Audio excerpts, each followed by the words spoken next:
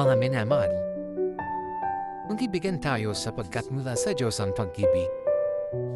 Ang bawat umiibig ay anak ng Diyos at kumikilala sa Diyos. Ang hindi umiibig ay hindi kumikilala sa Diyos, sapagkat ang Diyos ay pag-ibig. Kinihayag ng Diyos ang kanyang pag-ibig sa atin nang isinugol niya sa mundo ang kanyang sa isang anak upang magkaroon tayo ng buhay sa pamamagitan niya. Ito ang pag-ibig. Hindi sa iniibig natin ang Diyos, kundi tayo ang inibig niya at isinugol niya ang kanyang anak upang maging handog para mapatawad ang ating mga kasalanan. 1 John 4:7-10